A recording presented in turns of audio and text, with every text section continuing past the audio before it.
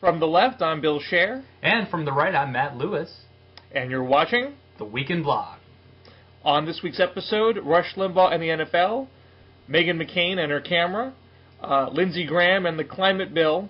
But first, great consternation in the liberal blogosphere after New York Times and NBC pundit John Harwood let slip very casually that there was an unnamed White House advisor that thought the internet left fringe needed to take off the pajamas and understand political reality. It was seen in the context of the gay rights march that happened over the weekend, although some have said that that comment was actually meant to apply more broadly to the internet left fringe's approach to politics generally.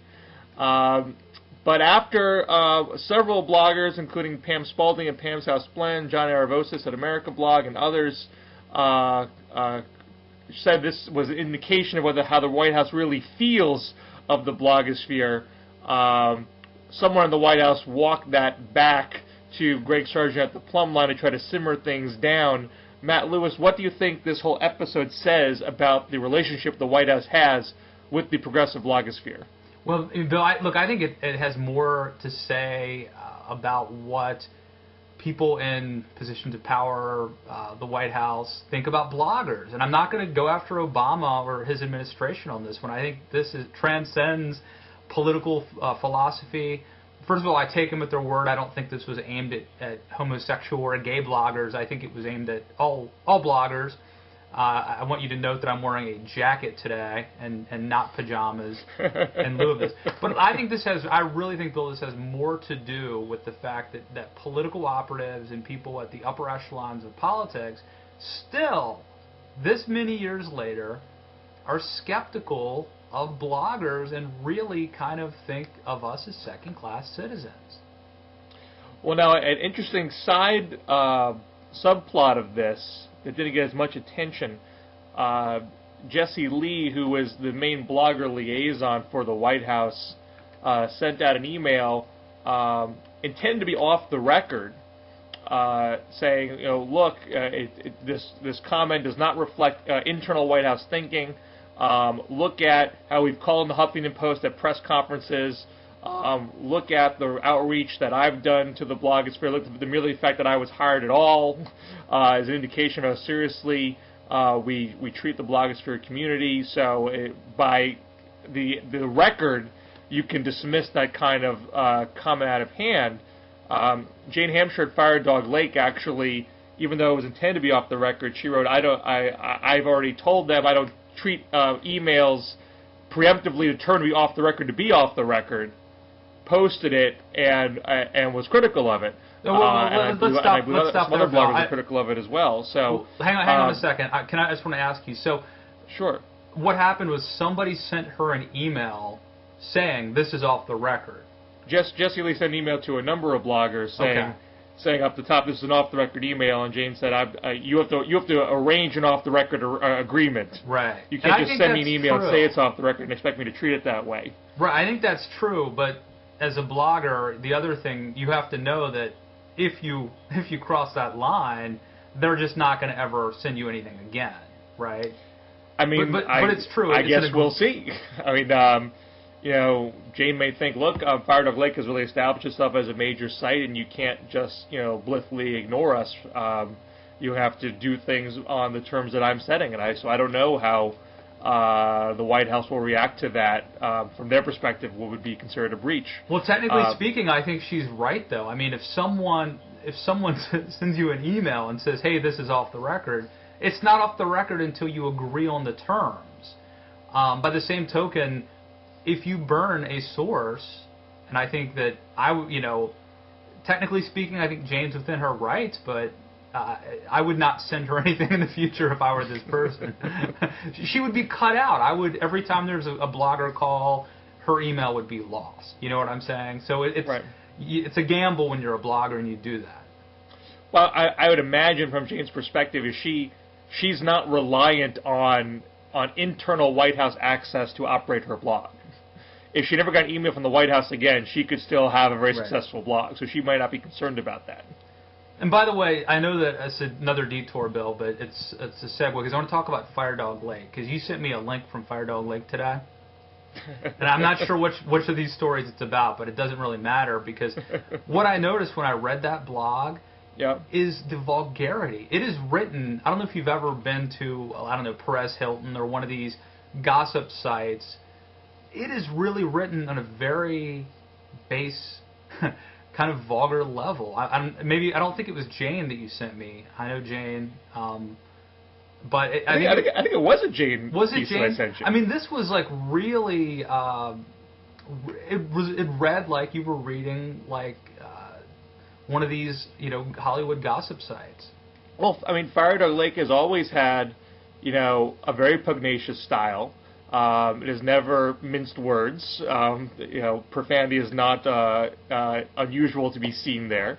And some other, it's always been a point of Atrios's that for all this tisk-tisking when they see liberal bloggers use profanity, we see examples of people in political power use profanity all the time. Whether it's Dick Cheney telling Pat Leahy to go F himself, right? President Obama calling Kanye West a jackass. Everyone does it. Everyone knows people do it. Yet it's only when someone does it very openly do they get the tisk-tisk. And I think the FireDogLake approach is, look, we're just going to be who we are, and people are going to respect our authenticity and how we talk about these things. And I think they have the traffic to prove it. Yeah, I mean, I would just say this. First of all, I don't think there's anything close on the conservative side of the aisle in terms of, I think that the reputable conservative sites who would maybe be in competitors or opposites of FireDogLake, in other words, well-trafficked sites, you don't see that. I mean, Red State might come the closest to being irreverent, but they certainly don't use the F word, I don't think, for example, and certainly not every other word or every other sentence.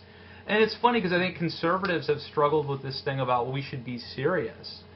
And every conservative blogger, or at least until recently, wanted to be like George Will or William F. Buckley. I guess talk radio is where conservatives are like that, maybe. I mean, some might argue that hosts like Rush Limbaugh and Glenn Beck and Sean Hannity say offensive things. It may not be offensive with profanity, but they are still offensive to some, and yet they have large audiences regardless. So offensive that they can't buy NFL teams, but I don't want to get ahead of us. All right. Should we segue? All right, well, let me do that. I mean, everybody knows that Rush Limbaugh, everybody who's been, hasn't been in Turkey for the past week knows that Rush Limbaugh was trying to buy the Rams. Rush actually knows a lot about football. I think he worked for the Kansas City Royals in the front office, so he's been around sports. And he was going to be a minority sort of owner. So, but he's a divisive figure, there's no doubt about that. Catherine Lopez at National Review wrote that Rush Limbaugh is not an acceptable sports investor because of his politics. How else to interpret the state of a sports world where Keith Olbermann can be on Sunday Night Football and Rush Limbaugh's hard-earned money can't be spent as a partial owner of a team and a sport he loves? So I guess my question for you, Bill, is I understand the sort of premise that we don't want to have controversial partisans involved. But isn't Keith Olbermann in a much higher profile position covering the NFL for NBC as opposed to Rush Limbaugh, who would be a minority owner of a football team? What gives here is this sort of hypocrisy? Well, from a liberal perspective, and what I gather is from an NFL perspective, it seemed to be that the NFL Players Union certainly had this impression. It's not a question where he is in the political spectrum. You could have a conservative person be a commentator or an NFL owner. I suspect a lot of NFL commentators and owners are political conservatives.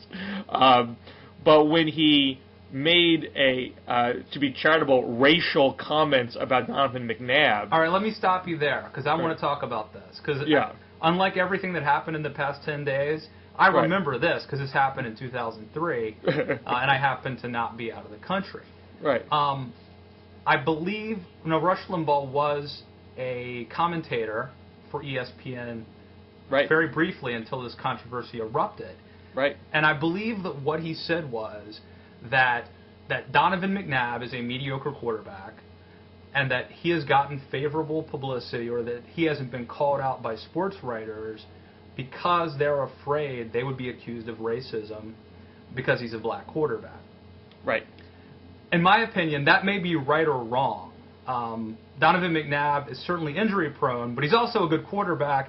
He went to the Super Bowl. He didn't win a Super Bowl, but he went to the Super Bowl. He's taken the Eagles to the playoffs. They might go to the Super Bowl this year for all we know. But I think what Rush said, whether it's right or wrong, I don't think it was beyond the bounds of being an analyst. Well, I mean, this obviously, you and I are not going to resolve this today. Well, I just that's think always it's a been the bridge too far to conservative. call it racism. I don't think that's I mean, well, that's why I said racial, not racist, for that reason. So I didn't want to necessarily get into the debate whether it is or is not racist. Then first of all, let me, concede that we're in this sort of high pressure world. So I'm not accusing you of accusing Rush of being a racist, but some people are calling him a racist. Oh, they absolutely, right. and they're explicitly calling him a racist based on that comment, right? But and saying that he should not have ownership over a team with a healthy amount of people of color on that team.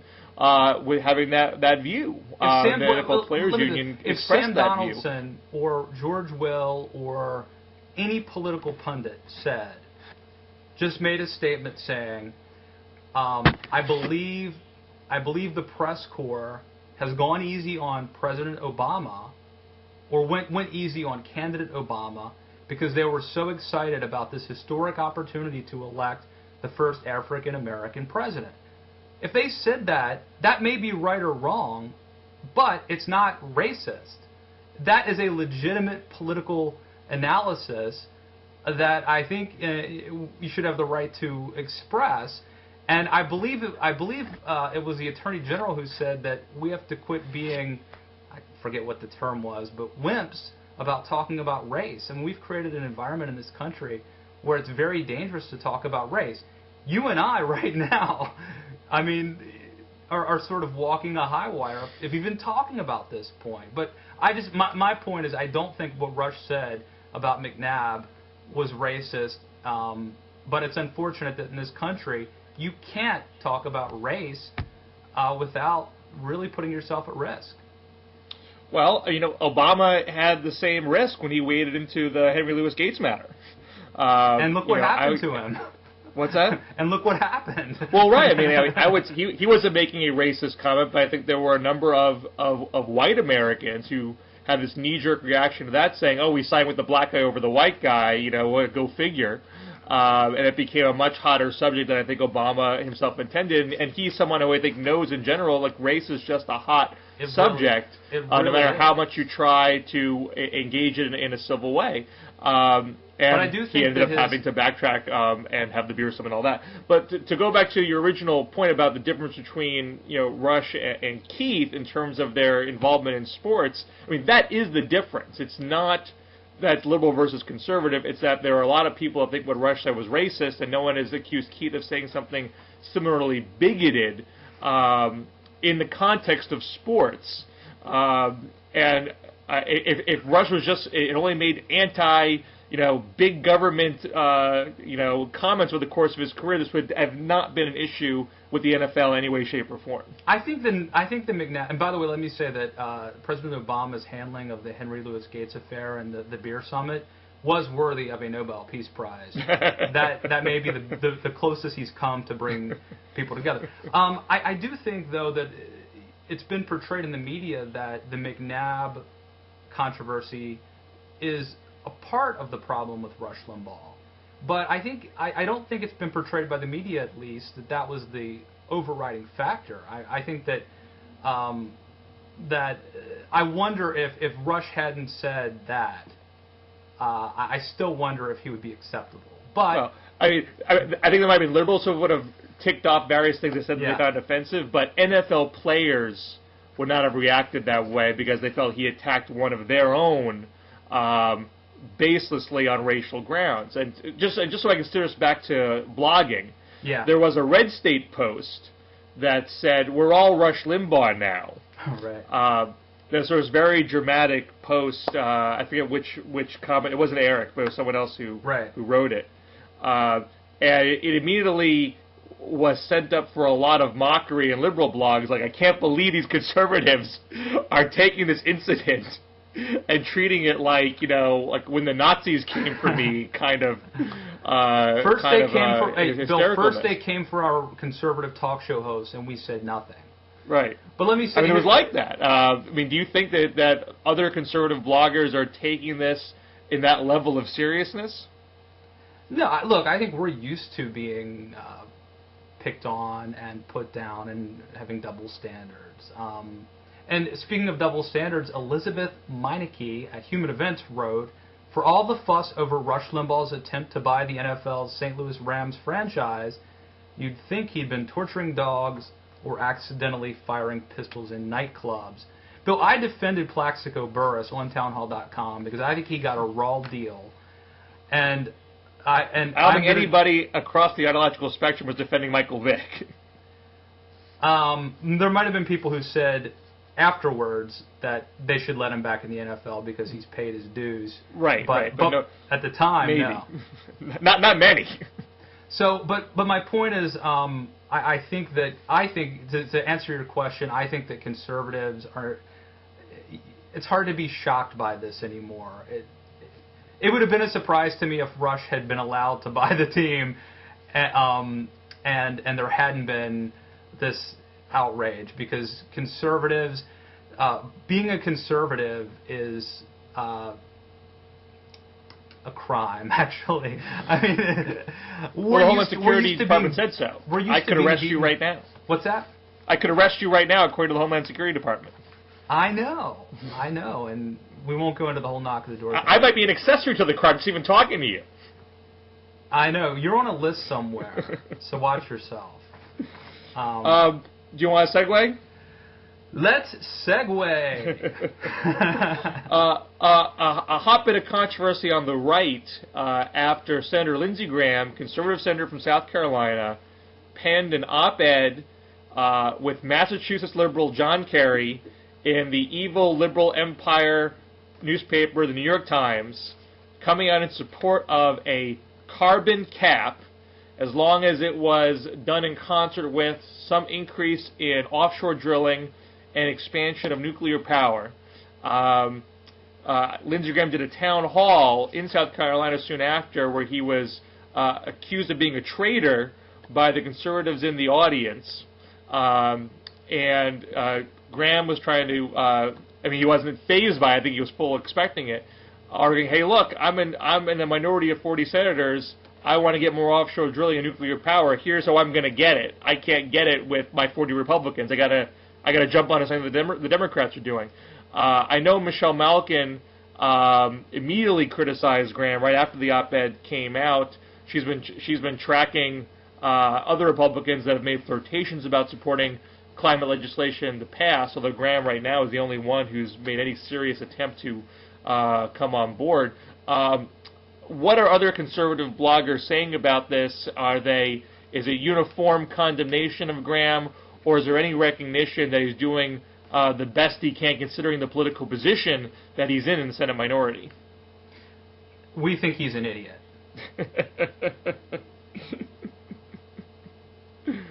And that's thank you and good night. Well, and you've sent a link over earlier from Michelle Malkin, who's been at the forefront of Lindsey Graham Watch all along. This is just the latest in a long string of insane moves that Lindsey Graham has done. And I will say this, Bill, there's something that we have in common, which is we're going to talk in a little bit about Harry Reid. And I think there's a sense that that the Democrats, for example, could actually get more done on health care. Or I guess we're going to talk about Harry Reid. Maybe we won't. But there was an I'll set it up. There was an uproar in the liberal blogosphere, and maybe this is all that needs to be said. Sure. That Harry Reid wasn't. That they've got 60 votes for the public option, but that Harry Reid's not pushing for it. Well, to be more specific, there's an argument that there is 51 votes at least for public option. That's it. And that Harry Reid should not be, trapped by this phony notion that you need 60 votes for things and trying to pressure Reid to say, hey, do this through budget reconciliation. Hey, why don't you knock heads and twist arms more so they don't support a Republican filibuster? FireDogLake in particular has been trying to put pressure on, saying don't allow a silent filibuster. So Reid's taking a lot of brunt in the blogosphere for the difficulty of keeping that Democratic caucus together. Right. And we'll see if that kind of pressure has an impact on the bill, the health care bill that Reid cobbles together out of the Senate Health Committee bill, which has a public option, and the Finance Committee bill, which does not. And Reid made sort of a sub-story here is that Reid could be in trouble in Nevada this year. He could lose his next year. He could lose his re-election. And I think Lindsey Graham ought to keep an eye on that. I don't know when he's up. Well, I had to post myself on Graham. Graham is not up for re-election when is he until 2014. So that might be a factor in how he's operating. Right. But I also think, and Graham is, just to take Graham at his word, he is concerned about the party's brand nationally. He does not want it to be stuck as being a regional Southern party. He wants to expand into other blue areas. And I think he's making a logical calculation. Hey, if we can scrub this anti-environment stigma off the party, that we think global warming is a hoax and all that, because that's a view that's just not subscribed to by the broad majority of the country, I can do something to improve the party's chances in future elections, and I'm not that concerned about my own political standing back home, because I don't even think that these far-right folks in my state are going to determine whether I live or die 6 years from now.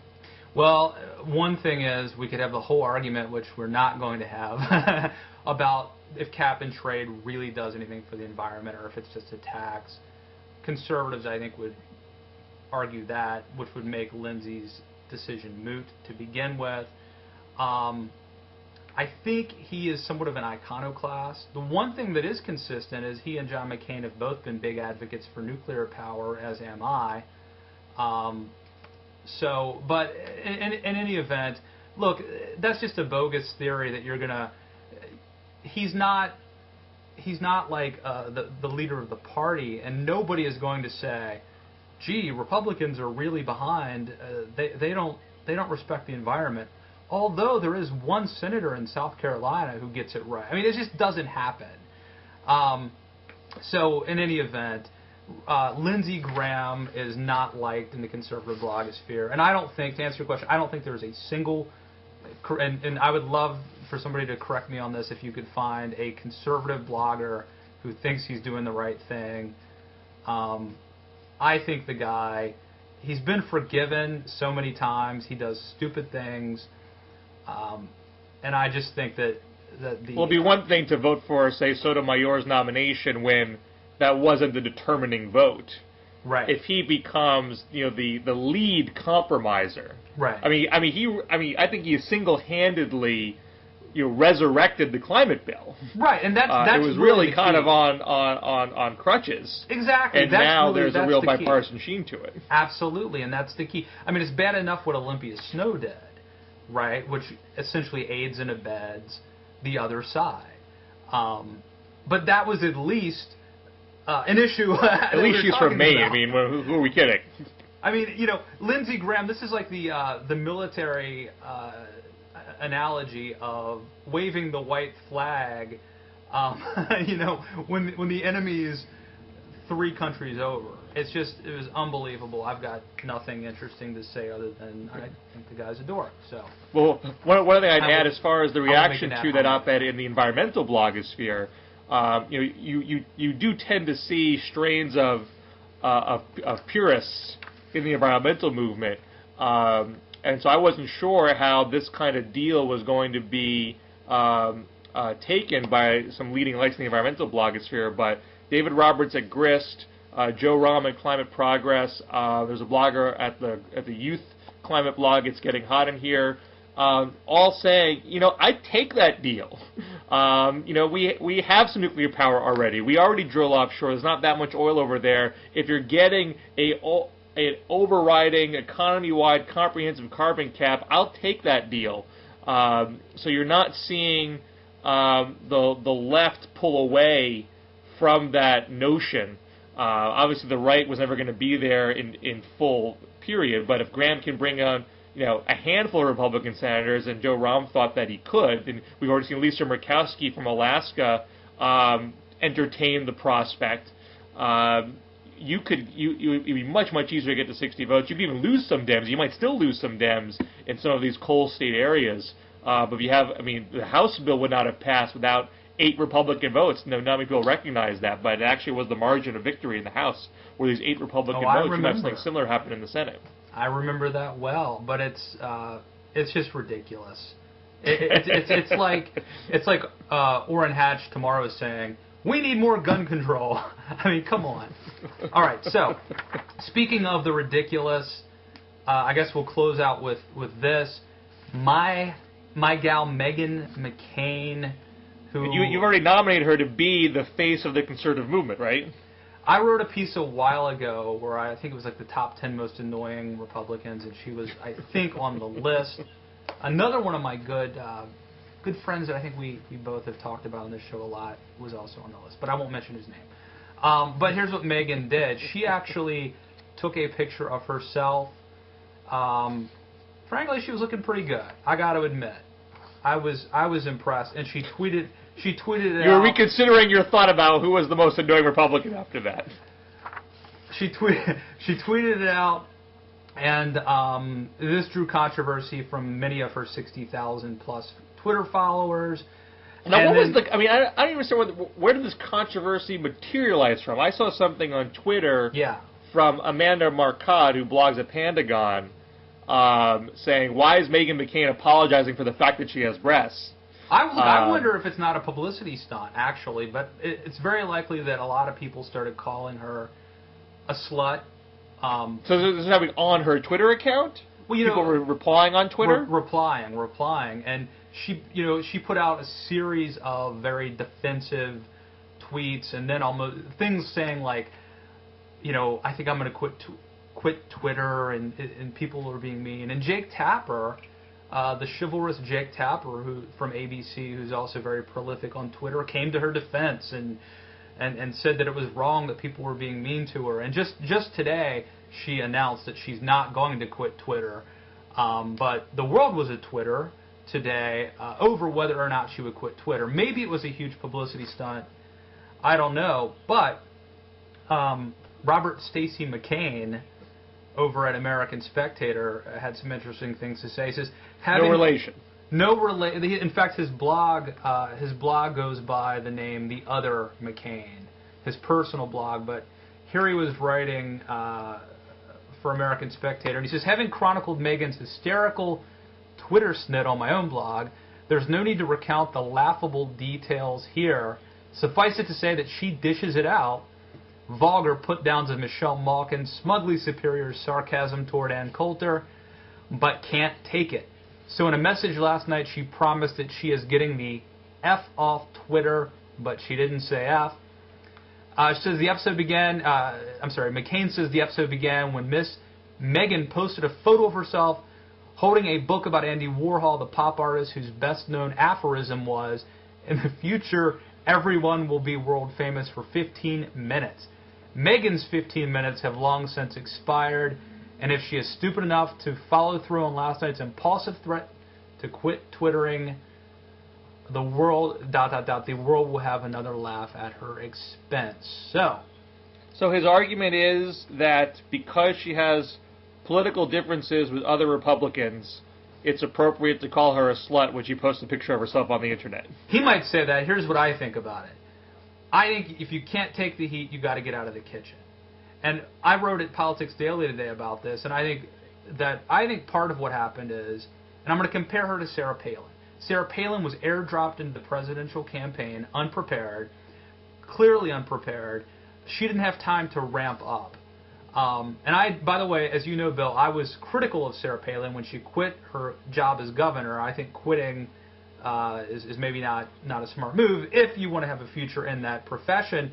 Likewise, I say Meghan McCain was airdropped into being a big pundit.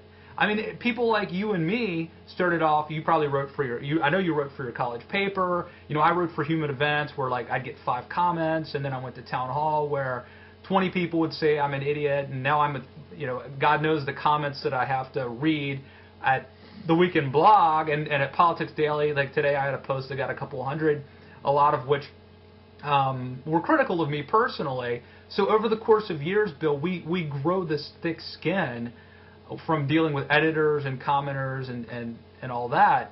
But McCain didn't have to do that. By virtue of her last name, she was immediately catapulted. And I just don't know that she knows how to deal with the criticism. But this isn't criticism. I mean, it's one thing to take heat for a political view that you've stated and have a political attack and response. But to be called a slut because of a picture you post is not a political attack. It's more along the lines of intimidation and harassment. Well, fair enough, but let me say this. You know, I know for a fact that Amanda Carpenter, Mary Catherine Ham, female conservative bloggers that I've worked with, get these sort of inappropriate comments all the time.